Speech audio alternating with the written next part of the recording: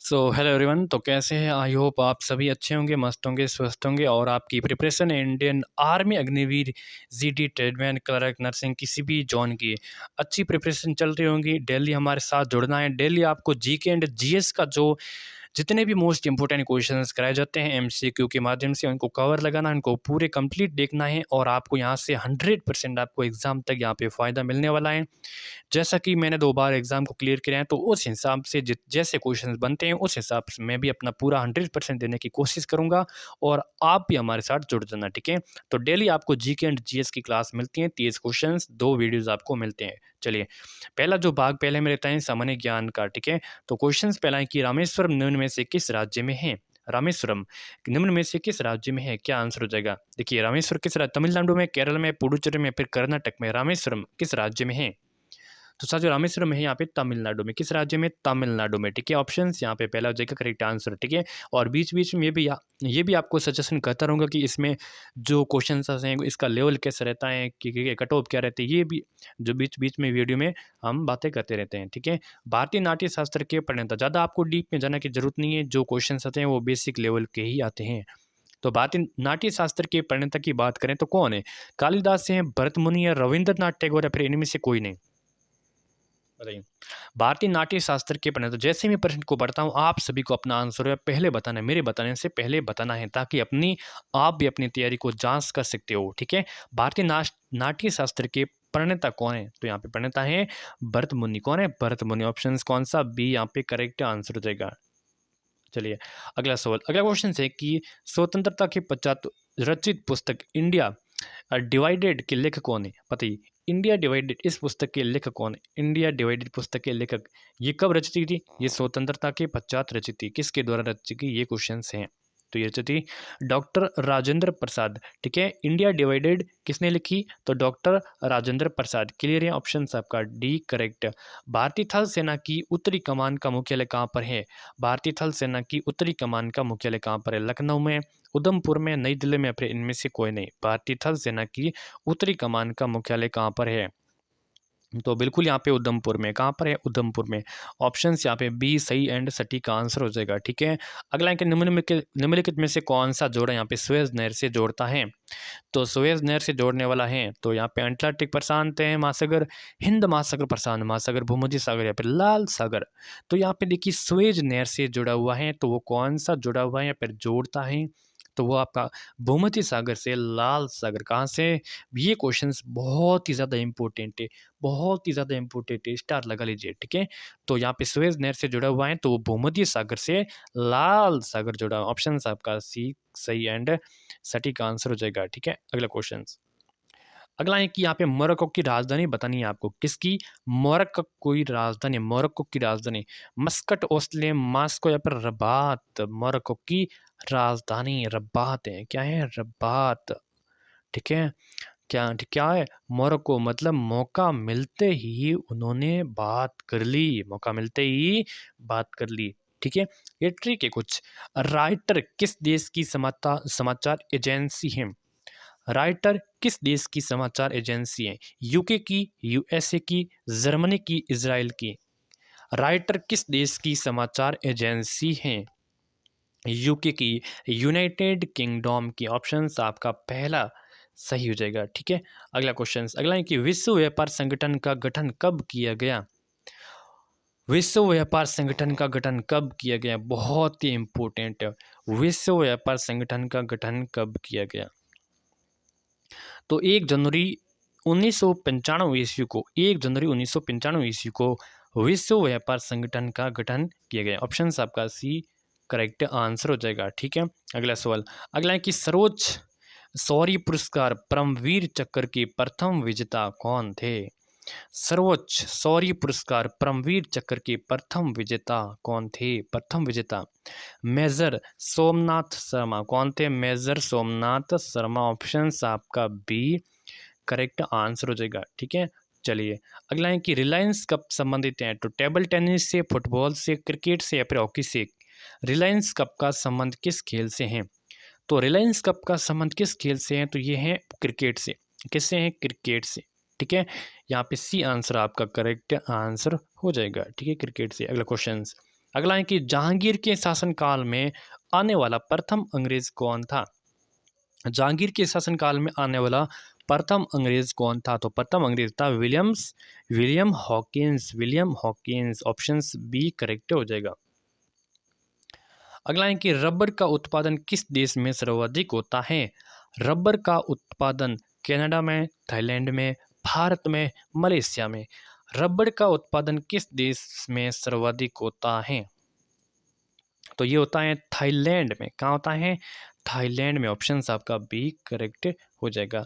अब तक सबसे अधिक अवधि तक राष्ट्रपति पद पर रहने वाले व्यक्ति कौन थे। क्वेश्चन ये है कि अब तक सबसे अधिक अवधि तक राष्ट्रपति पद पर रहने वाले व्यक्ति की बात करें तो वो कौन थे। तो डॉक्टर राजेंद्र प्रसाद थे जो अधिक अवधि तक रहने वाले राष्ट्रपति थे। ऑप्शन आपका पहला करेक्ट। अगला है कि इसरो का पूरा नाम बताना है। इसरो का पूरा नाम बताना है।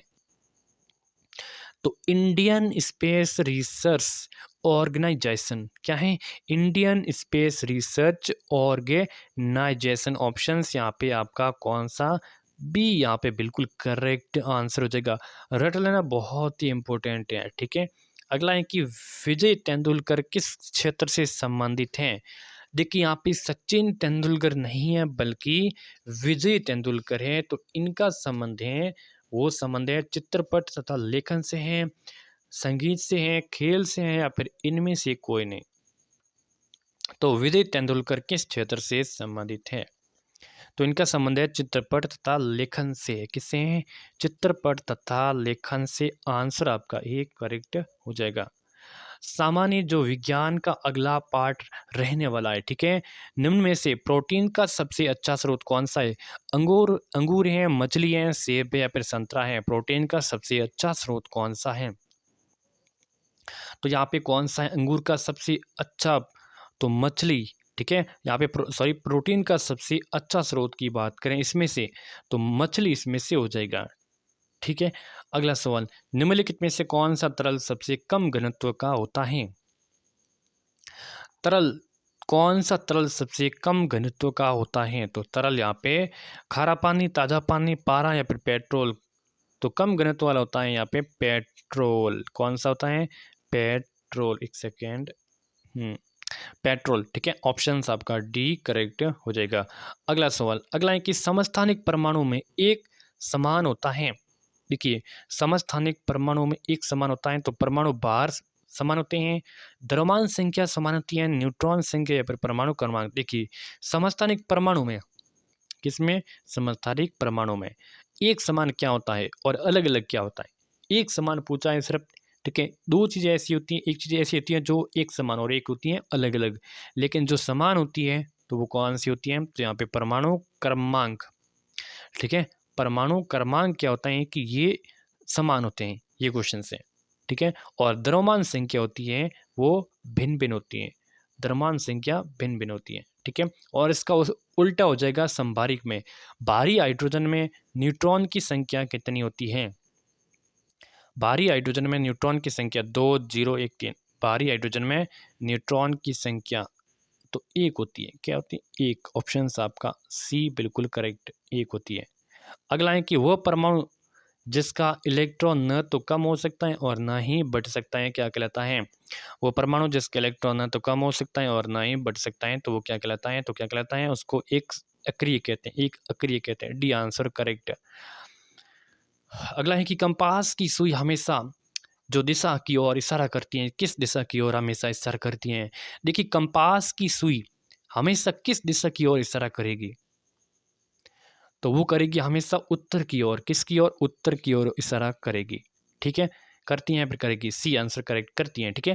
अगला क्वेश्चन, मानव शरीर में पानी का कितने प्रतिशत पानी होता है। देखिए मानव शरीर है, उस शरीर में जो अगर परसेंटेज की बात करें तो पानी का कितना परसेंटेज होता है, तो पानी कितने प्रतिशत होता है मानव शरीर में। तो बिल्कुल यहाँ पे 65 से 70% तो क्या होता है, पानी होता है। बिल्कुल सी आंसर आपका करेक्ट हो जाएगा। अगला क्वेश्चन, यहाँ पे पानी को किसके द्वारा एल्कोहल के पानी के मिश्रण से अलग किया जा सकता है। पानी को किसके द्वारा एल्कोहल के पानी के मिश्रण से अलग किया जा सकता है। निस्तारण, आसवन, उद्रवपन, या फिर वाष्पीकरण। तो यहाँ पे निस्तारण के द्वारा, ऑप्शन आपका पहला करेक्ट हो जाएगा। अगला क्वेश्चन, अंडाणु की कोशिका द्रव में नहीं पाया जाता है। तो अंडाणु की कोशिका द्रव में क्या नहीं पाया जाता है? तो राइबोसोम, गोल्जी कॉम्प्लेक्स, माइटोकॉन्ड्रिया, इनमें से कोई नहीं। अंडाणु की कोशिका द्रव में नहीं पाया जाता है, तो यहाँ पे गोल्जी कॉम्प्लेक्स नहीं पाया जाता है, बाकी राइबोसोम पाया जाता है, माइटोकॉन्ड्रिया भी पाया जाता है। ऑप्शन आपका बी करेक्ट हो जाएगा। अगला क्वेश्चन, अंडे के अंदर निषेचन वाले स्थान को क्या कहते हैं? साथियों, अंडे के अंदर निषेचन वाला स्थान होता है, उन स्थान को क्या कहते हैं? प्राग्नलिका, वर्तिकाग्र, प्राकोष या फिर भ्रूण कोष कहते हैं। क्या कहते हैं? तो उनको वर्तिकाग्र कहते हैं। क्या कहते हैं? वर्तिकाग्र। ऑप्शन आपका बी करेक्ट हो जाएगा। अगला है कि वंशागति का गुणसूत्री सिद्धांत किसके द्वारा दिया गया था? वंशागति का गुणसूत्री सिद्धांत किसके द्वारा दिया गया था? तो किसके द्वारा दिया गया था? तो ये दिया गया था बोवेरी और सटन के द्वारा। बोवेरी और सटन के द्वारा। कौन सा? ऑप्शन आपका बी करेक्ट हो जाएगा। अगला क्वेश्चन, चलिए अगला क्वेश्चन है कि एक्स किरण मशीन के द्वारा उत्सर्जित विकिरण है। एक्स किरण मशीन के द्वारा उत्सर्जित विकिरण है, तो पराबैंगनी एक्स किरणें, अवरक्त सूक्ष्म किरणें। एक्स किरण मशीन के द्वारा उत्सर्जित विकिरण है, तो कौन सा है? तो वो आपकी एक्स किरणें ही है। ऑप्शन आपका बी करेक्ट हो जाएगा। ठीक है, यहाँ पे एक्स किरण जो मशीन के द्वारा उत्सर्जित विकिरण है, तो आपकी एक्स किरण है। ऑप्शन आपका बी करेक्ट हो जाएगा। अगला है कि निम्न में से कौन यहाँ पे रेशेदार फसल नहीं है? कपास, भांग, मटर, जूट। कौन यहाँ पे रेशेदार फसल नहीं है? तो यहाँ पे भांग कोई रेशेदार फसल नहीं है, बाकी कपास है, मटर है, जूट है। ठीक है, ऑप्शन आपका बी करेक्ट। घोड़ा शाकाहारी होता है क्योंकि वो खाता है दूसरे जानवर को, पौधे को, मांस को या फिर कीड़े मकोड़े को। घोड़ा शाकाहारी होता है और वो पौधा खाता है। ठीक है, यही सही आंसर हो जाएगा। अगले क्वेश्चन, अगला है कि डर्मेटोलॉजी ये किससे संबंधित है? कीटाणु से, कोशिकाएं से, त्वचा से या फिर आंते से? डर्मेटोलॉजी का संबंध है तो यहाँ पे त्वचा से। किससे? त्वचा से। सी आंसर आपका करेक्ट हो जाएगा। चलिए, क्लास कैसी लगी? इसको लाइक, शेयर, सब्सक्राइब सब कुछ कर देना है। ठीक है, आर्मी के लिए आपको डेली क्लासेस चाहिए तो आज से ही चैनल के साथ जुड़ जाना। धन्यवाद।